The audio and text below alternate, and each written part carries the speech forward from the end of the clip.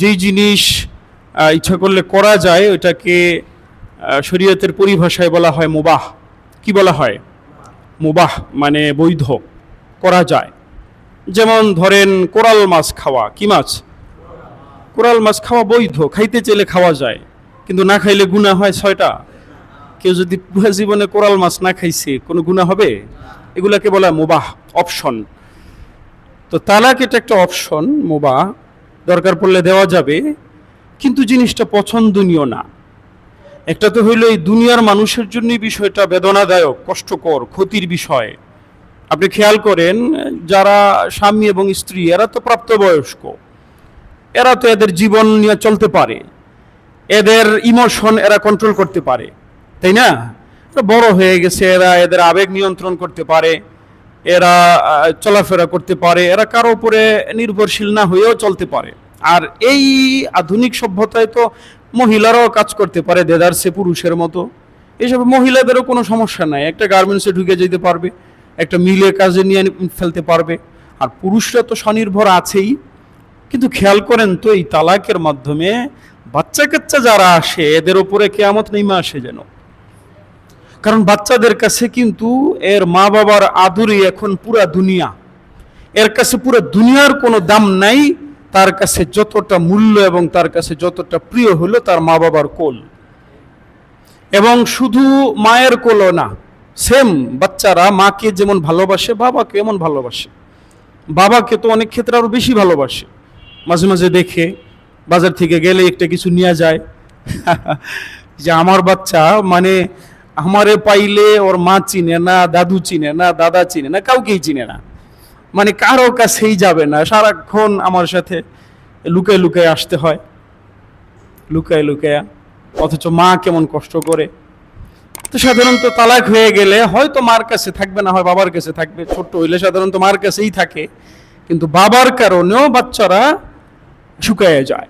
এই যে ছোট্ট কালে সে একটা যে মানে আঘাত পাইল, এই আঘাতের কারণে এর ব্রেন ডেভেলপমেন্টে ক্ষতি হয়, এতে ভীষণ রকমের খারাপ প্রভাব পড়ে।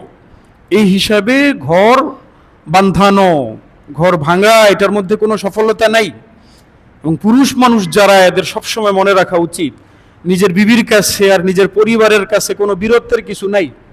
অনেক মানুষের এমন বদ স্বভাব থাকে, বাইরে খুব ভালো মানুষ, হ্যাঁ, বন্ধু বান্ধবের সাথে খুব ভালো মানুষ, বাজারে গিয়ে খুব ভালো মানুষ, কিন্তু ফ্যামিলির সাথে খুবই রাফ ব্যবহার করে, দাজ্জাল, একেবারে খুবই নিকৃষ্ট ব্যবহার করে।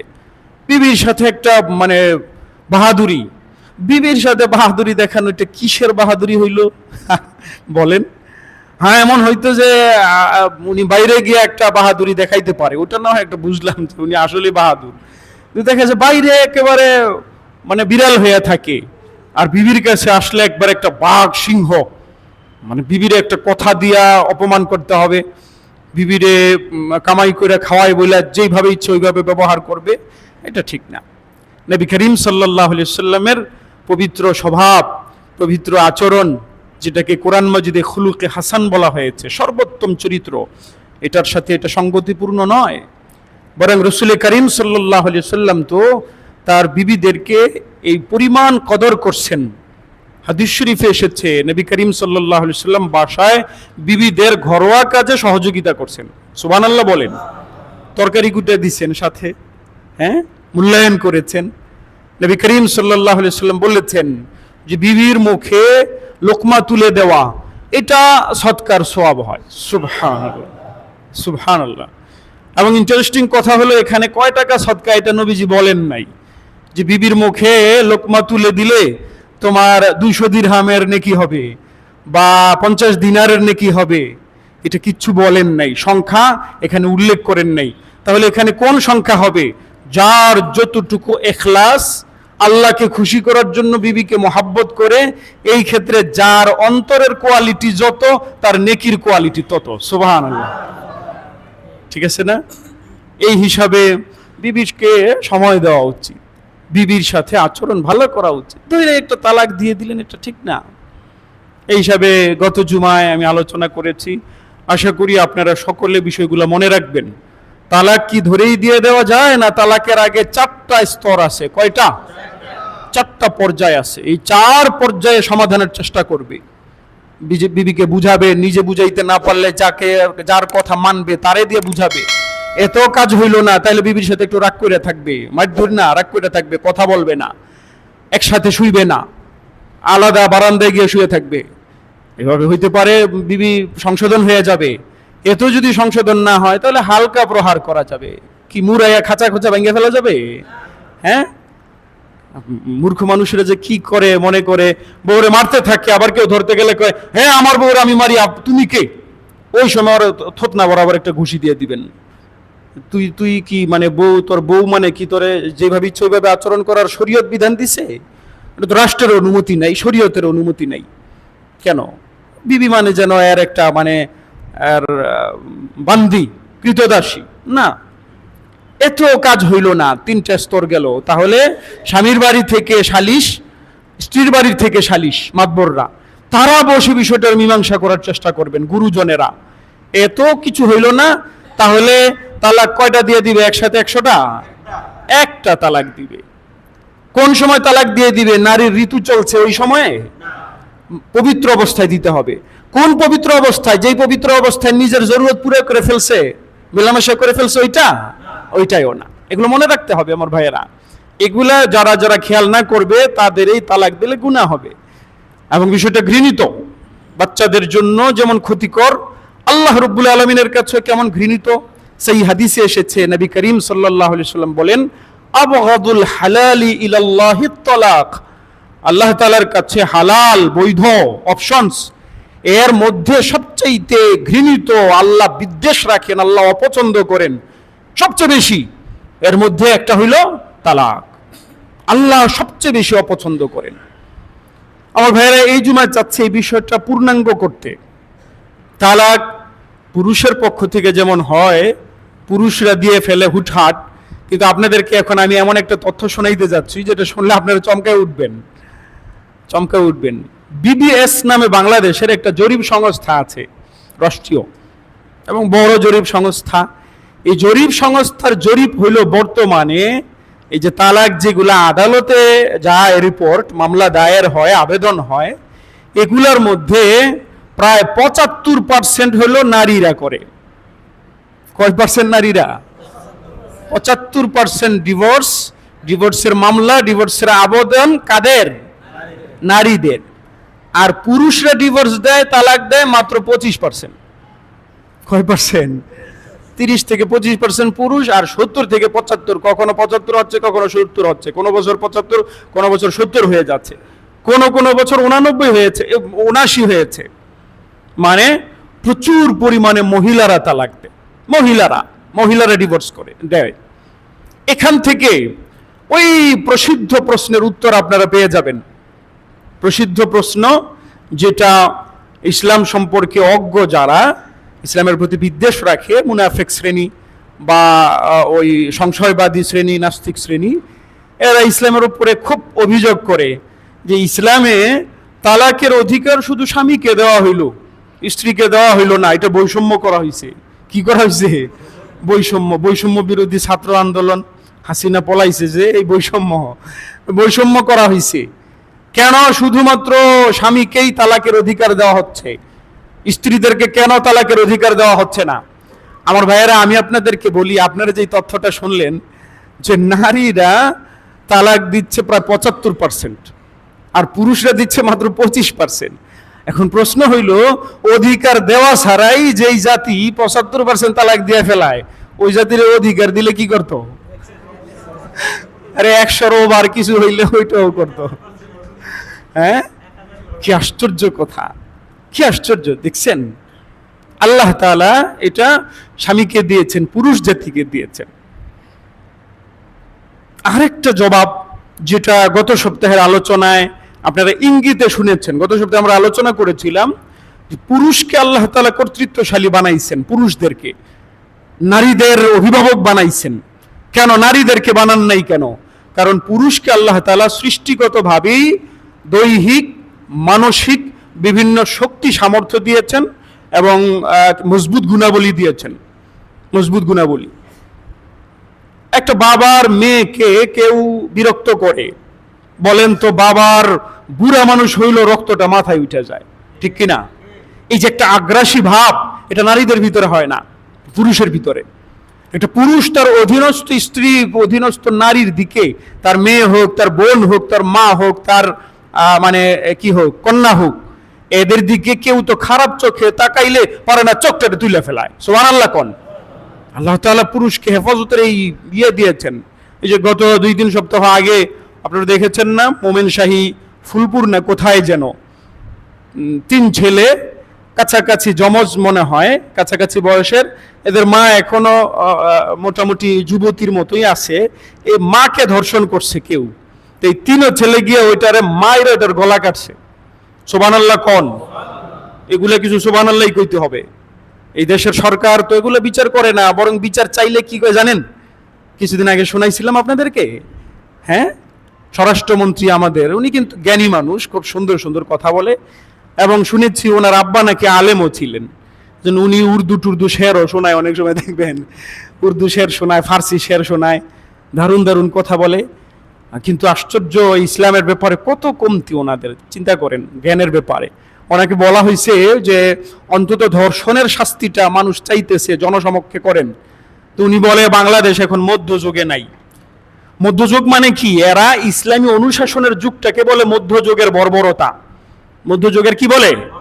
বর্বরতা। এগুলো সম্পূর্ণরূপে ইসলাম বিদ্বেষী মুস্তাশরিকিন, ওই যে আমি বারবার বলি ওরিয়েন্টালিস্ট, ওরিয়েন্টালিজমের একটা অংশ, এরা অপপ্রচারগুলো চালায় ইসলামী অনুশাসনকে, ইসলামের শাসনকে এরা বর্বরতা হিসাবে পেশ করে। অথচ ইসলামী শাসনের মধ্যে পুরো মাখলুক, শুধু মুসলমান না, অমুসলিমরা পর্যন্ত, শুধু মানুষ না, সকল জীবজন্তু পর্যন্ত ইসলামী অনুশাসনের ভিতরে ঠিক এমনই নিরাপদ যেমন মাছ পানির ভিতরে নিরাপদ। হ্যাঁ, এর বাইরে যে যতটুকু যাবে ততটুকু অক্সিজেন কমে যাবে, অতটুকুই সুস্থ থাকার অক্সিজেন কমে যাবে। আশ্চর্য বিষয়। যাই হোক, আমি বলছিলাম পুরুষদের গুণাবলীর কারণে আল্লাহ তাআলা দিয়েছেন, পুরুষদের ধৈর্য ক্ষমতা বেশি, ধৈর্য ক্ষমতা। হ্যাঁ, ওই যে মা বাপ মরে যায়, পুরুষ নিজের ধৈর্য ধারণ করতে পারে, মহিলারা পারে না। একটা মহিলা দেখবেন কোনোদিন সে ভালো করে গজল গাইতে পারে না, কোরআন তেলাওয়াত সুর দিয়া করতে পারে না, কিন্তু মা মরে গেলে সুর দিয়া কান্দে। এটা খেয়াল করছেন আপনারা? মানে এদের বিলাপের কিন্তু একটা সুর আছে, ও গো বাবা গো, মানে কেমনে জানি আর একটা দেয়, মানে আল্লাহ কেন এরেই দেখলো গো, আর মানে মানে কেমনে কেমনে যে করে আপনি আজব হবেন। এই মহিলা কিন্তু কোনোদিন আগে সুর দেয় নাই, কিন্তু এই যে সুর দেওয়া যে শুরু করছে, এটা কি আর মানবিক সবলতা না দুর্বলতা? কাপড়ের ঠিক নাই, কোনো ঠিক নাই, মানে কেমনে কি করতেছে, কি হইতেছে, কিন্তু সে বাস সুর দিয়া দিয়া ওয়াজ করতেছে, করতেছে। অথচ কত নিষেধ, হাদিস শরীফে কত নিষেধ এসছে না? বুখারীতে হাদিস এসেছে, এগুলো শোনাইবেন মহিলাদেরকে গিয়া। বুখারীতে হাদিস এসেছে, লাইসা মিন্না মান দারাবাল খুদুদ ওয়া শাক্কাল জুয়ুব ওয়া দাআ বিদাওয়াল জাহিলিয়া। যারা বিপদের সময়, মুসিবতের সময় কান্না করতে গিয়া জামা কাপড় ছিঁড়ে ফেলায়, হ্যাঁ, মুখে চাপড়ায়, বুকে চাপড়ায়, এরা আমার উম্মত না। নাউজুবিল্লাহ, কত মারাত্মক কথা না? হ্যাঁ, এবং হাদিসে এসেছে ইন্নাল মাইয়িতা ইউআযাবু ফিল কবর বিবুকাই আহলিহি আলাইহি। এই যে পরিবার যে কান্না করে, বিলাপ করে শরীয়তের বাইরে গিয়া, এগুলার কারণে মাইয়েতের কবরে আযাব হয়। মাইয়েতের কবরে কি হয়? এই জন্য মৃত্যুর আগে বলে যেতে হবে, মুরব্বীরা বলবে যে আমার মৃত্যুর পরে সাবধান, এমন বিলাপ করতে পারবা না। যদি মুরব্বীরা এটা শিক্ষা দিয়ে না যায়, তাদের কবরে আযাব হবে, তাদের কবরে আযাব হবে। আল্লাহ তাআলা হেফাজত করেন, আমিন বলেন। এই হিসেবে তালাকের যেই বিষয়টা, শুধু তালাক না, যতগুলো জিনিস ধরেন দায়িত্বশীল এবং কর্তৃত্বমূলক, এগুলো ইসলাম না পুরুষের উপরে দিয়েছে, যেন এরা ভেবেচিন্তে করে, যেন এরা ঠিকঠাক মতন করতে পারে। এর বাইরে নারীরা এগুলো করছে। এখন এই যে এগুলো যে করছে, প্রায় 75% নারীরাই ডিভোর্স দিচ্ছে। খুব ভয়ানক বিষয় হলো এর মধ্যে বেশিরভাগ ডিভোর্স, ম্যাক্সিমাম বা ধরেন প্রায় সবই হয় না। তাহলে বিষয়টা কি? এই বিষয়ে আজকে একটু খোলাসা করার নিয়ত করেছি, বিষয়টা যেন সকলের জানা থাকে। ডিভোর্সগুলো যে দেয়, যে ডিভোর্সগুলো মহিলারা ব্যাপকভাবে দেওয়ার সাহস পাচ্ছে, দেওয়ার সিস্টেম পাচ্ছে, এটা কোত্থেকে পেয়েছে? কোথায় আসলো এই সুযোগটা, এরা কোত্থেকে পেল? এই সুযোগটা এরা পেয়েছে বাংলাদেশ সরকার যে কাবিননামা লিখেছে, কাবিননামা তৈরি করেছে, এর মধ্যে একটা ধারা রেখেছে 18 নম্বরে। কয় নম্বরে? 18 নম্বরের এই ধারাটা হইল, ওখানকার কথাটা এমন যে স্বামী তার স্ত্রীকে তালাকের অধিকার দিল কিনা, দিলে কি কি শর্তে, দিলে কি কি শর্তে, এই একটা ধারা রেখা দিছে। কিন্তু আমার ধারণা 99.99% জামাই বর এরা জানেই না যে 18 নম্বরের একটা ধারা আছে এবং ওইটাতে এইটা আছে। এটা আমার ধারণা। আপনারা আমার এই কথা শোনার আগ পর্যন্ত আপনারাও তো অনেকে জানতেন না, ঠিক না, যে এখানে একটা 18 নম্বরের একটা ধারা আছে, ওই ধারার মধ্যে স্ত্রীকে তালাকের অধিকার দেওয়া হচ্ছে। মানে কি তালাকের অধিকার স্ত্রীকে দেওয়া হচ্ছে মানে কি? সরকার এটা বুঝলো কেমনে? ওই যে সরকাররা যদিও পুরোপুরি ইসলামী অনুশাসন মানে না এবং ওই ল্যাংরা লুলা টাইপের মানে ইসলামী জ্ঞানীদেরকে দিয়ে এগুলো করায়, কোনো শিক্ষিত বিজ্ঞ প্রাজ্ঞ আলেম দিয়া করায় না। দেখবেন কাজীগুলা, আমি জানি না আপনাদের অঞ্চলে কারা, আমাদের অঞ্চলের কথা শোনাচ্ছি, বা আমি যত জায়গায় গিয়েছি দেখেছি কাজীগুলা সবগুলো অশিক্ষিত, জেনারেল শিক্ষিত বা অল্প স্বল্প কিছু পড়ছে, যেহেতু সার্টিফিকেট লাগে আলিয়ায় অল্প স্বল্প কিছু পড়ছে, কিছুই বুঝেন নাই বেচারা। শরীয়তের বিধান, বিবাহ সংশ্লিষ্ট জরুরি বিধানগুলোও জানে না, তালাক সংশ্লিষ্ট জরুরি বিধানগুলোও জানে না, এদেরকে কাজী বানায় দিছে। ঠিক এরকম লোক দিয়েই আবার এই কাবিননামা প্রণয়ন করেছে। এই কাবিননামার মধ্যে 18 নম্বর ধারা এটা কেন রেখেছে? কারণ ওই যে মৌলবী তো কিছু টুকটাক তো পড়ছে, টুকটাক কিছু দরবারি মৌলবী তো আছে, এদের থেকে শুনছে যে শরীয়তের বিধান অনুযায়ী স্বামী তো তালাকের মালিক, কিন্তু স্ত্রীকে অধিকার দিতে পারে। এটাকে আরবিতে বলে আত-তালাকুল মুফাওয়াদ বা তালাকুত তাফওয়িজ, বা বাংলায় অনেকে সংক্ষেপে কয় তফি তালাক। তফি তালাক, তফি তালাকের নাম শুনছেন আপনারা? মানে তাফওয়িজ তালাক, তাফওয়িদ। আর তাফওয়িদ মানে হলো অর্পণ করা, মানে তালাকের অধিকারী এবং তালাকের মালিক তো হলো স্বামী, কিন্তু স্বামী চাইলে তার এই তালাকের অধিকারটা তার স্ত্রীকে অর্পণ করতে পারে, দিতে পারে, যে তুমি নিজের উপরে তালাক গ্রহণ করতে পারো, আমি তোমার এই অধিকার দিলাম। এইভাবে যদি স্বামী মৌখিকভাবে বা লিখে বলে, লিখে অধিকার দেয়, তাহলে স্ত্রী অধিকার পাওয়া যায়। এটাকে বলা হয় অর্পিত তালাক। কি তালাক? আত-তালাকুল মুফাওয়াদ বা অর্পিত তালাক। আত-তাফওয়িদ এগুলা উলামায়ে কেরাম, তালাবায়ে কেরাম বুঝে যে মাসদার ইসমে ফাইল বা ইসমে মাফুলের অর্থে ব্যবহার হয়। তালাকুত তাফওয়িজ, তাফওয়িজ মানে হলো আত-তালাকুল মুফাওয়াদ, অর্পিত তালাক। এই অর্পিত যেহেতু অর্পণ করা যায় তালাককে, এটা এরা শুনছে, এজন্য 18 নম্বর ধারায় বাধ্যতামূলক এটা রাইখা দিছে, জানানোরও দরকার পড়ছে না, জানছেও না। ম্যাক্সিমাম বিবাহিত ছেলেরা জানেই না যে ওখানে কি কি ধারা আছে, জীবনে পড়েও দেখেন না, পড়ায়ও না, কি কি রাখছে ওখানে। 18 নম্বরে একটা ধারা আছে। এই ধারাটার মধ্যে এই যে মূর্খ কাজীরা, এরা এদের মন মতন বারবার লিখতে হতো, যেহেতু কষ্ট লাগে, তো এত বড় একটা সিল বানায় নিছে। কত বড়? এত বড় একটা সিল। এই সিলের মধ্যে মানে লেখছে ওই মুখস্থ কিছু বলি। এমনকি আমি আশ্চর্য হয়েছি, কোথাও কোথাও দেখেছি দ্বিতীয় বিয়া করলো স্ত্রী তালাকের অধিকার হবে, এইটাও লেখা রাখছে ওখানে। নাউজুবিল্লাহ। অথচ দ্বিতীয় বিবাহ করে এটা শরীয়ত সম্মত একটা হালাল জিনিস না? এই হালাল জিনিস করলো স্ত্রী দ্বিতীয় তালাকের মানে স্ত্রী নিজের উপরে তালাক গ্রহণের অধিকার পাবে, এটা লেখা রাখছে। এগুলা মুখস্থ কিছু দিয়ে দিছে, এটা করলে ওইটা করলে ওইটা করলে, হা এটা লিখে দিতেছে, ছেলে জানেও না। আচ্ছা, এটা একটা জটিলতা, জানেই না। দ্বিতীয় আরেকটা জটিলতা আছে বড়, এটা তো বিশাল বড় জটিলতা, এটাও বড় জটিলতা, এটাও বিশাল, ওইটাও একটা বিশাল বড় জটিলতা। সেটা কি? সেটা হলো বহু জায়গায় এমন হয়, বরং অধিকাংশ জায়গায় মনে হয় এমন হয়, কাজীরা তো তাড়াতাড়ি আইসা পড়ে। আর এই কাজীগুলা ওই যে বললাম, একে তো হলো মূর্খ, 2 নম্বর হলো শুধু আবার কাজীগিরি দিয়ে তো পেট চলে না, দোকান থাকে, এটা থাকে সেটা থাকে, তাড়াতাড়ি লেখা লুখে আর যাইতে হয়, তাড়াতাড়ি লেখালেখি করা। তো এই জন্য বিবাহের আগে এরা কাবিননামা পুরো করে ফেলায়, লেখালেখি পুরো করে ফেলায়, সাইন টাইন নিয়ে ফেলায়। বিবাহের আগে বলছি কেন? কারণ এই সাইন টাইন দেওয়ার নাম বিবাহ না। বিবাহ হইল ওই যে সুন্নতি খুতবা পড়বে, বা খুতবা না পড়লেও হয়, কিন্তু মাসনুন তরিকা হইল খুতবা পড়বে, খুতবার পরে স্বামীকে প্রস্তাব দেওয়া হবে বা স্ত্রীর পক্ষকে প্রস্তাব দেওয়া হবে, এরা কবুল করবে। ওই যে বলি না আমরা, অমুকের মেয়ে অমুককে এত টাকা মহরে বিবাহ দেওয়া হইল, আপনি কি কবুল করলেন? বলল কবুল, এখন এসে বিবাহ হইল। আর যদি 36 ঘন্টা আগেও কাবিননামা লিখে ফেলায়, ওখানে কিছুই হয় নাই। কথাটাকে ভাই আমি পরিষ্কার করতে পেরেছি? কাবিননামায় স্বাক্ষরের নাম বিবাহ, নাকি ওই যে ইজাব কবুলের নাম? ইজাব মানে প্রস্তাব, কবুল মানে গ্রহণ করা। অনেক এলাকায় এটা কয় সরা পড়ানো। কি পড়ানো বলে? এই সরা পড়ানো হলে বিবাহ হয়, এর আগে বিবাহ হয় না।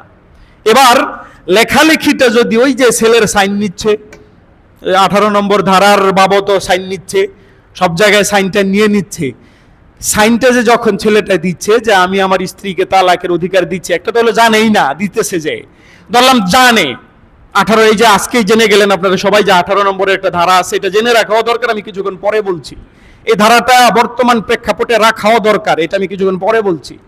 ধরেন ছেলে জানেই, কিন্তু জানার পরও বিবাহের আগে যদি ছেলে 36 বারও সাইন করে দেয়, 10,000 বারও সাইন করে, এটা হবে না। কেন হবে না? কারণ যতক্ষণ পর্যন্ত বিবাহ না হবে ততক্ষণ পর্যন্ত তালাকের মালিক এই ছেলে নিজেই তো না। কথাটা বুঝেন নাই? যতক্ষণ পর্যন্ত বিবাহ না হবে ততক্ষণ পর্যন্ত কি এই পোলা যে বিবাহ করতে যাচ্ছে সে নিজে তালাকের মালিক?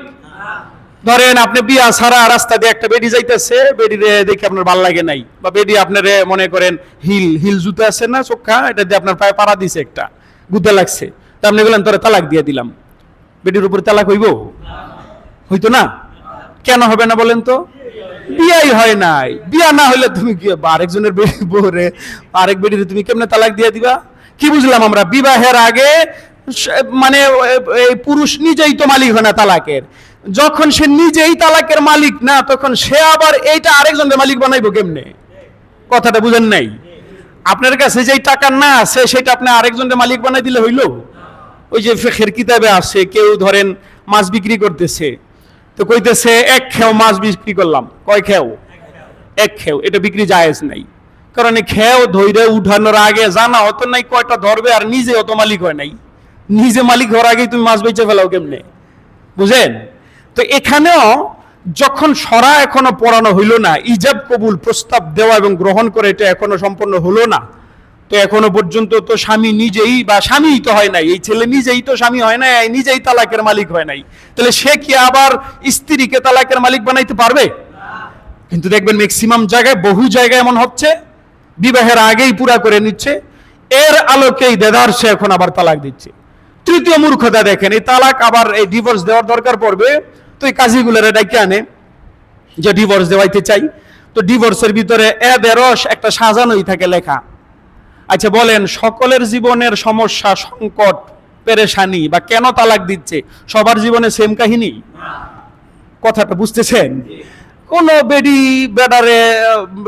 বেডার থেকে ছুটতে চাইতেছে, এটা এর এক ধরনের সমস্যা হইতে পারে। বেডা নাক ডাকে, কি ডাকে, মানে কথা কথা কইতেছি আর কি। অথবা ধরেন আরেকটা করে খাওয়ান দেয় না, মানে জামা কাপড় দেয় না, পরকিয়া করে, দুর্ব্যবহার করে, বিভিন্ন সমস্যা থাকতে পারে।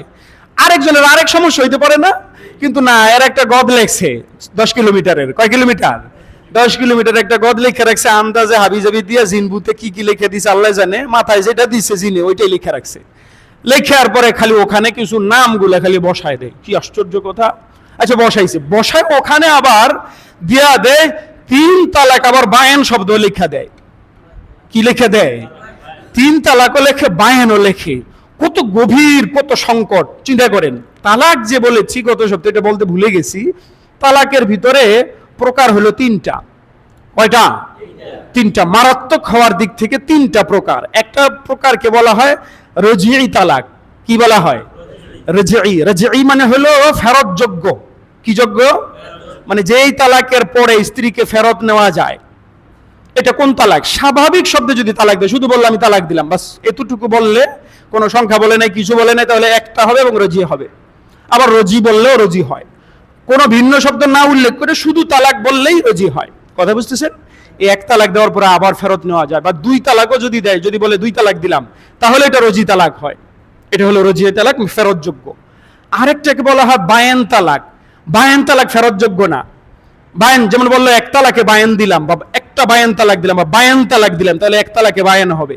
এই ক্ষেত্রে স্ত্রীকে ওই যে ঋতু চলাকালীন বলছিলাম না গত সপ্তাহে, ফিরাই নিতে পারে না, বরং 3 ঋতু শেষ হবে, এর মধ্যে স্ত্রীর ভরণ পোষণ দিবে, কিন্তু স্ত্রীকে আর ফেরত নিতে পারবে না, নেওয়া সম্ভব না। এটা বিচ্ছিন্ন, বায়ান মানে বিচ্ছিন্ন, এই তালাকটা বিচ্ছিন্ন তালাক। তো 3 ঋতু শেষ হবে, পুরোপুরি স্বামী স্ত্রী বিচ্ছিন্ন হয়ে গেছে। বাকি যেহেতু 2টা পর্যন্ত দিছে বা একটা দিছে, এখন আবার নতুন করে বিবাহ করে নিতে পারবে।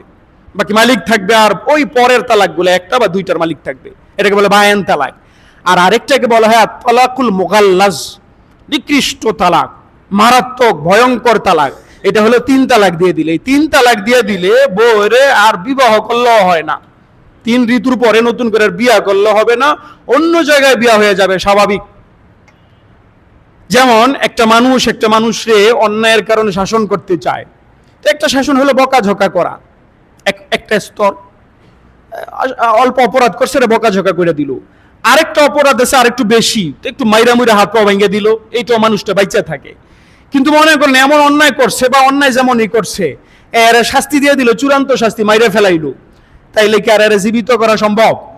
ঠিক একইভাবে স্ত্রীর সাথে মনোমালিন্য হয়েছে, আর উচিত ছিল 4 স্টেপ ফলো করে 1 তালাক দেওয়া, সে একটা দেয় নাই, 3টা দিয়ে দিছে। 2টা দিত, হাত পা ভাঙিয়ে দিত, ওইটাও দেয় নাই, সে 3টা দিয়ে দিছে। আর মানে হলো স্ত্রীর হত্যা করে ফেলছে, এর যেমন আর জীবিত করা যায় না, 3 তালাক দেওয়ার পরে ওই স্ত্রীর লই আর খাওয়ান যায় না।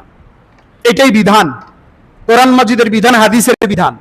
হ্যাঁ, কোরআনের সাথে সাথে আরেকটা শব্দ এসছে যে এই স্ত্রী তো বিধান হইলো অন্যত্র এর বিবাহ হয়ে যাবে। অন্যত্র বিবাহ হইছে, ওখান থেকে স্বাভাবিকভাবে আবার ধরেন ওই স্বামী আবার তালাক দিয়ে দিছে আরে, বা ওই স্বামী মরে গেছে, ওখানকার সময়সীমা পুরো হওয়ার পরে আবার চাইলে আগের স্বামী বিবাহ করতে পারবে। কারণ এইটারে ওই কাজীগুলায়, ওই মৌলবীগুলা কমে এলেম বদমাস, ওগুলা আবার এটার একটা নিয়ম বানাইছে, এটার নাম দিয়েছে হিল্লা বিবাহ। কি বিবাহ? এটা অত্যন্ত নিকৃষ্ট কথা। হাদিস শরীফে এসেছে লাআনাল্লাহুল মুহাল্লিলা ওয়াল মুহাল্লালা লাহু, আল্লাহ তাআলা লানত করেছেন, অভিশাপ দিয়েছেন ওই সকল পুরুষদের উপরে যারা নিজেরা হিল্লা করে, মানে নিজে পাড়ার মতন ভাড়ায় খাটতেছে, এর উপরে আল্লাহ দিছেন, অভিশাপ দিছেন। আর যার জন্য এই হিল্লাটা করা হচ্ছে, ওই যে স্বামীর কাছে আবার ফেরত নেওয়ার জন্য, এই সবগুলোর উপরে আল্লাহর অভিশাপ। নাউজুবিল্লাহ বলবেন না, এসব একটি শরীয়তের বিধান না, এর পৃথক হয়ে যাবে। এবার দেখেন ওই কাজীরা, মেয়েরা যখন বলে যে আমি ডিভোর্স দিতে চাই, এখানে সে 3টাই দেয়া দেয়, কি মূর্খতা! অথচ একটা দিলেও হইতো।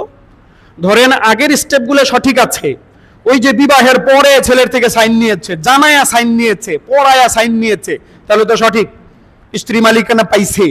সেখানেও মালিকানা একটা, রাজি তালাক, একটা বায়ান তালাকের দরকার ছিল, কিন্তু না, এগুলো কিছুই করে না। এখানে আইসা আবার 3টাই লিখে দেয়, একটা দিয়ে দিলে হয়তো আবার ফেরত যাওয়ার সুযোগ হইতো।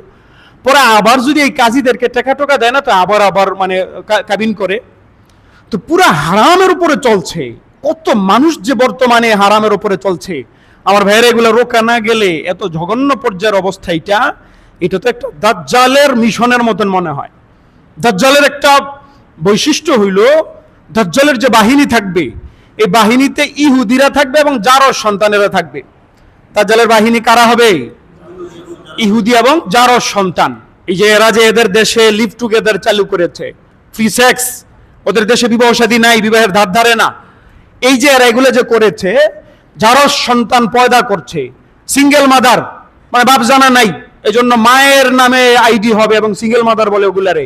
বাপ তো জানা নাই, 10 জনের লগে যায় এই শয়তানটায়, দুশ্চরিত্রা, চরিত্রহীনা যায় 14 জায়গায়, তো পোলাকা আর কেউ তো জানে না, এই জন্য এটারে বলে সিঙ্গেল মাদার, মানে মার এই পরিচয় বাচ্চা গড়ে উঠবে। এরা যে এদের দেশে এগুলো করেছে, পরিকল্পিত করছে, গুলা দাজ্জালের বাহিনী বানাইতে হবে তো। কিন্তু আমরা জেনে না জেনে এগুলোর ভিতরে দাখিল হচ্ছি, এই জন্য বিষয়গুলো খুব ভালোভাবে খেয়াল করতে হবে। শেষ করছি কথা, অবশ্যই 18 নম্বর ধারাটা কথাটা পূর্ণাঙ্গ হয় নাই, আরেকটু মানে খোলাসা করতে হবে, ইনশাআল্লাহ আগামীতে করব। আরেকটা কথা এখানে জেনে যাওয়া দরকার, এই 18 নম্বর ধারাটা অবশ্য রাখাও দরকার এই হিসেবে, এই জমানায়। কেন বলেন তো? এই জমানার পুরুষগুলো আবার সবগুলো একবারে সাক্ষাৎ ফেরেশতা। হযরত জিবরাইল আলাইহিস সালামের খালাতো ভাই না, বন্ধু তো, শয়তান।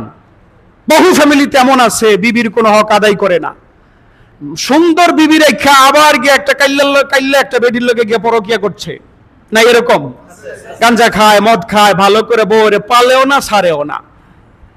এই জমানাগুলো ভয়াবহ আকার ধারণ করেছে বহু ফ্যামিলিতে। শুধু স্বামী জুলুম করে এমন না, বউ মানে শাশুড়ি জুলুম করে, শ্বশুর জুলুম করে, ননদ ননসরা জুলুম করে। তো এই গজবের জমানাও চলছে, কারণ সব জায়গা থেকেই তো দিন বিদায় নিছে।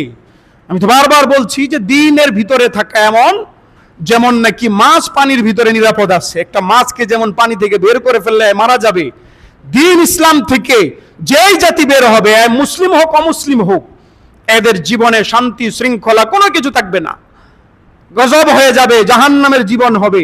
আপনি যদি দেখেন ইউরোপ আমেরিকার চাকচিক্য, এদের এই জীবন সুন্দর না তো? আপনি কি খোঁজ নিয়ে দেখেন এদের এটা কেমন জীবন? এদের অন্তরগুলো টুকরো টুকরো হয়ে রয়েছে, ভাগ ভাগ হয়ে রয়েছে। সন্ধ্যার পরে স্বামী যাচ্ছে এক নাইট ক্লাবে, স্ত্রী যাচ্ছে আরেক নাইট ক্লাবে, মেয়ে যাচ্ছে আরেক জায়গায়, ছেলে যাচ্ছে আরেক জায়গায়। 18 বছর পর্যন্ত ছেলে মেয়েরা দেখাশোনা করতে পারে, কিছু বলতে পারে। 18 বছরের পরে ছেলেরে কোনো আকাম কুকামের জন্য বাবা যদি থাপ্পড় দেয়, তাহলে বাবার জেল হয়। 18 বছরের পরে মেয়ের যদি বাবা একটু শাসন করে, তাহলে মেয়েকে মানে মামলা দায়ের করলে বাবার জরিমানা হয়, জেল হয়। তাহলে বলেন তো এগুলো মানুষের জীবন না জানোয়ারের জীবন? শুধু ছোট্ট থাকতে বাচ্চার সাথে আমার সম্পর্ক, বড় হইলে সম্পর্ক নাই, এটা কি মানুষের বিষয় না জানোয়ারের বিষয়? একটা গরু তার বাচ্চারে চিনে কয়দিন? আর যতদিন ছোট্ট থাকে, বড় হলে গরুটা চিনে এটা এটার বাচ্চা। বরং মুরগির বাচ্চা যতদিন ছোট ততদিনে, একটু বড় হলে দেখবেন মুরগি খালি ঠোকরায়, ওটার লগে যেন না হাঁটে, কারণ এরা আবার ডিম দিতে হবে, আবার এর জামারি কাছে যায়। তো ওরা তো এরকম নিজেদের জীবনগুলোর তেমন বানায় নিছে। তাহলে এগুলো কি মানুষের জীবন না জানোয়ারের জীবন? এটা কেন? ইসলাম থেকে যত যে বের হবে, এই হিসাবে এই জমানায় আবার যেহেতু সব জায়গা থেকে দিন বের হয়েছে, পুরুষদের ভিতরে ভীষণ রকমের জালেম আছে। জালেম, ওই যে বললাম বাইরে বিড়ালের মধ্যে, কিন্তু বউর কাছে একটা রোস্তম, বীর বাহাদুর, যা তা আচরণ করছে, যেভাবে সেভাবে আচরণ করছে, শারীরিক প্রহার করছে, নির্যাতন করছে, হারাম। এই যেগুলো যে করছে, এখান থেকে মেয়ের আবার ছুটবে কিভাবে? এই জন্য এই জমানায় 18 নম্বর ধারাটাও রাখা দরকার, বাকি এটারে সুন্দর করে শুদ্ধ করে রাখা দরকার। এরপরে মেয়েদের পক্ষ থেকে প্রয়োজনে ডিভোর্সও দেওয়া দরকার, দেওয়া যাইতে পারে। এই ক্ষেত্রে জরুরি যেটা, সেটা হলো কোনো বিজ্ঞ মুফতির সাথে পরামর্শ করে নেওয়া। একজন বিজ্ঞ মুফতির কাছে যাবে, ওই মূর্খ কাজীগুলার কাছে না। বিজ্ঞ মুফতির কাছে যাবে যে এই জুলুম নির্যাতন করছে, আমারে ভরণ পোষণও দিচ্ছে না, আমার সুন্দর মতো রাখছেও না, আমার বিদায়ও দিচ্ছে না, আমি কি করতে পারি, আমি কি করবো শেখ? তখন বিজ্ঞ মুফতি সাহেবের সমাধান বাইর করে দিবে। সমাধান আছে। যদি 18 নম্বর ধারাও না থাকে, যদি এইভাবে স্ত্রীকে তালাকের অধিকার নাও দেওয়া হয়, তবু এদের বিধান আছে। আমাদের আল্লাহ তাআলা হযরতের কবরকে নূর দিয়ে ভরে দেন। আমাদের বড় এক বুজুর্গ ছিলেন, বিখ্যাত আলেম ছিলেন, ফকিহ ছিলেন, হযরত আল্লামা হাকিমুল উম্মত আশরাফ আলী থানভী রাহিমাহুল্লাহ। বিশাল বড় আলেম, বিশাল বড় আলেম। বরং ওনারাই শুধু আলেম বললে ভুল, ফকিহ ছিলেন, ফকিহ, পীর ছিলেন। শুধু পীর না, পীরদের সংশোধক ছিলেন, সংশোধনকারী ছিলেন, মুসলেহ। তো এই হযরত একটা দারুণ কিতাব লিখেছেন। এই কিতাবটা লিখতে গিয়া হযরত আরবের মালিকি মাযহাব, অন্যান্য মাযহাবের সহায়তা নিয়েছেন। আল হিলাতুন নাজিজা লিল হালিলাতিল আজিজা, অক্ষম স্ত্রীদের জন্য একটা মানে সমাধান। ওটার আলোকে ওটার মধ্যে বিস্তারিত আছে, তো সমাধান আছে। দরকার হলো বিজ্ঞ মুফতির কাছে যাওয়া। আমরা এই কাজগুলো করতে পারবো তো ইনশাআল্লাহ? যদি বিজ্ঞ মুফতির সাথে পরামর্শ করা ছাড়া কেউ কারো মেয়ের ডিভোর্স দেওয়ায় নিয়ে আসে, তাহলে অধিকাংশ ক্ষেত্রে ডিভোর্স হয় না, বরং 99% ক্ষেত্রে ডিভোর্স হয় না। তখন কি হইলো, এই মেয়ে এখনো আগের স্বামীর বিবাহিত স্ত্রী রয়ে গেছে, এখন এরা আরেক জায়গায় বিয়া দিয়ে দিচ্ছে। যা করবে সব জিনা হবে, যত সন্তান হবে সব হারামজাদা হবে। ভয়ানক বিষয় না? আল্লাহ তাআলা আমাদের এই জরুরি ইলমগুলো সবাইকে অর্জন করার তৌফিক দান করেন, আমিন।